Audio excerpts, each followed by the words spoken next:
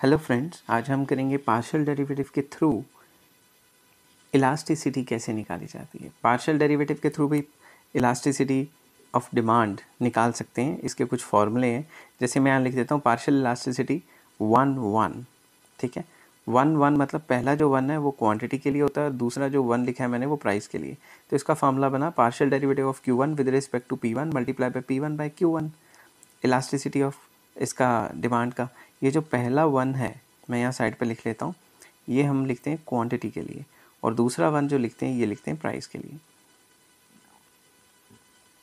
तो इसको एक्सप्लेन करते हैं। अगर मान लो क्वांटिटी 2 की है और प्राइस 2 की है तो partial derivative with respect to Q2 divided by मतलब partial derivative of Q2 with respect to P2 into P2 by Q2। तो इन फॉर्मूलों को हम कहेंगे डायरेक्ट पार्शियल इलास्टिसिटीज़। क्यों? क्वांटिटी भी जिसकी है उसी की प्राइस है। मतलब अगर प्राइस 1 की है तो with respect to quantity 1, price 2 की है तो विद रिस्पेक्ट टू क्वांटिटी 2। तो इस तरीके से लिया हुआ है, ठीक है। तो जैसे quantity 1 with respect to price 1, quantity 2 with respect to price 2। तो इस तरीके से इसको बनाया गया है। बट यहाँ हम करने की कोशिश करते हैं, नेक्स्ट पेज पे करने की कोशिश करते हैं क्रॉस इलास्टिसिटी। मतलब प्राइस किसी और की, क्वांटिटी किसी और की। जैसे क्वांटिटी 1 की है but with respect to price 2, तो इसको हम लिखेंगे n, लंबा सा n बनाएंगे 1 2, मतलब क्वांटिटी फर्स्ट की एंड जो प्राइस है वो 2 का। अगर क्वांटिटी 2 की करनी है और प्राइस 1 की करनी है तो इस टाइप का फार्मूला बन जाएगा आपका। तो बेसिकली प्राइस किसी और की, क्वांटिटी किसी और की, इस चीज़ को हम कहते हैं क्रॉस पार्शियल इलास्टिसिटीज़ या cross partial elasticity of demand, ये भी कह सकते हो आप। तो आई होप, मुझे लगता है कि यहाँ तक आप लोगों को क्लियर होगा, ठीक है। तो जब भी प्राइस किसी और की होती है और डिमांड किसी और की होती है तो वो क्रॉस इलास्टिसिटी ही होती है।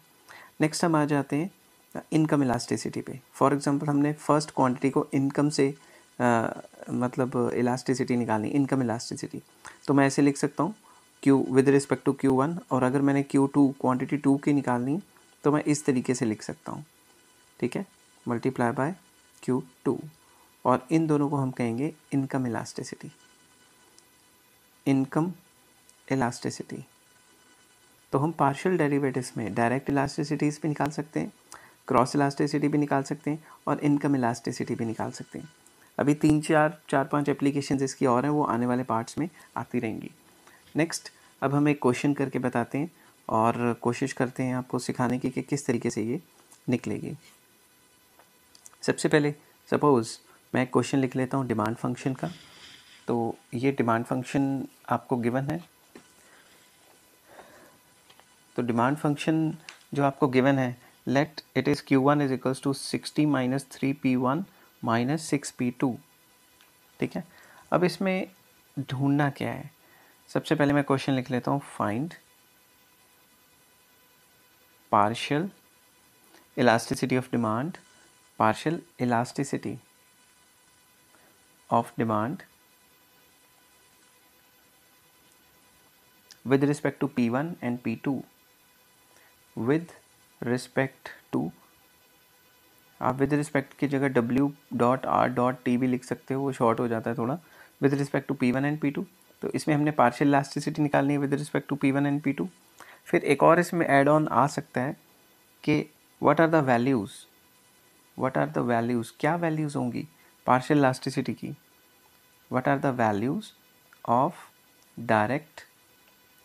Direct and cross partial elasticities, cross partial elasticities when P1 is equals to 5, जब P1 की वैल्यू 5 है एंड P2 की वैल्यू भी 5 है। तो इसमें दो क्वेश्चन आ जाते हैं, एक तो डायरेक्टली निकालो इलास्टिसिटी कितनी है, और दूसरा जब इनकी वैल्यू फलां है तो इसका क्या बनेगा, ठीक है। तो सबसे पहले मैं क्वेश्चन लिख लेता हूँ दोबारा से। हमें जो गिवन वैल्यू है Q1, सॉल्यूशन बना के तो लिख लेता हूँ Q1 is equals to 60 minus 3P1 minus 6P2। तो सपोज़ हमारे आगे एक क्वेश्चन है, सबसे पहले मैं निकालूंगा partial derivative of Q1 with respect to P1। अगर आपको पार्शियल डेरिवेटिव नहीं आते तो लिंक डिस्क्रिप्शन में है, कैसे निकालते हैं आप उनको जाके देखें। अब विद रिस्पेक्ट टू P2 निकालेंगे, तो विद रिस्पेक्ट टू P2 आ जाएगा -6, क्योंकि बाकी कांस्टेंट है, बाकी हो जाएंगे हमारे 0। तो ये दोनों वैल्यूज़ निकालने के बाद मैं पार्शियल इलास्टिसिटी के फॉर्मूले में डाल देता हूँ, ठीक है। तो सबसे पहले partial elasticity of quantity 1 with respect to price 1, ठीक है, multiply by P1 by Q1, ठीक है। तो ये जो सारी की सारी वैल्यू थी, ये तो -3 है, तो इसकी जगह मैंने -3 डाल दिया, मल्टीप्लाई बाय P1 की जगह P1 डाल दिया, और Q1 की जगह पूरी की पूरी इक्वेशन, क्योंकि Q1 तो हमें इक्वेशन ही गिवन है ना। तो ये आपका आंसर आ गया -3P1 divided by 60 -3P1 -6P2। ये आपकी पार्शियल इलास्टिसिटी आ गई, ठीक है, डायरेक्ट पार्शियल इलास्टिसिटी। अब हमें क्वेश्चन में गिवन है कि जब P1 एंड P2 की वैल्यू 5 थी तो ये कितनी आएगी। तो हम सिंपली लिखेंगे put P1 = 5 and P2 = 5 in this equation. तो हमें मिल जाएगा ये -3P1 की जगह क्या आ जाएगा 5, P1 P2 की जगह आपने पूरी जो निकला हमारा आंसर उसमें 5 डाल देना है। तो जब इसको सॉल्व करोगे तो आंसर आ जाएगा -1। तो ये थी partial elasticity quantity 1 with respect to price 1। अब हम चलेंगे quantity 1 with respect to price 2। तो इसका पहले तो पार्शियल डेरिवेटिव वाली चीज़ विद रिस्पेक्ट टू P2 और P2 बाय Q1, ठीक है, ये क्रॉस इलास्टिसिटी होगी। तो ये जो चीज़ है Q1 with respect to P1, ये हमारी पीछे चलते हैं, देखते हैं कितनी निकली है। ये हमारी निकली है -6, ठीक है। तो मैं यहाँ -6 पुट कर देता हूँ और P2 की जगह P2 लिख लेता हूँ, और जो Q1 है उसकी जगह पूरा का पूरा जो क्वेश्चन हमारा ये वाला गिवन था, ये पूरा का पूरा पुट कर देता हूँ। तो ये पूरा का पूरा क्वेश्चन यहीं पे जो Q की वैल्यू थी 60 -3P1 -6P2, ये मैंने पुट कर दी। तो इसको सॉल्व करेंगे तो -6P2 के साथ आ जाएगा, डिवाइडेड बाय 60 -3P1 -6P2। अब हम वही चीज़ करते हैं, इन्होंने कहा था जब P1 P2 की वैल्यू 5 होगी तो इसका क्या निकलेगा। तो पुट P1 = 5 एंड P2 = 5।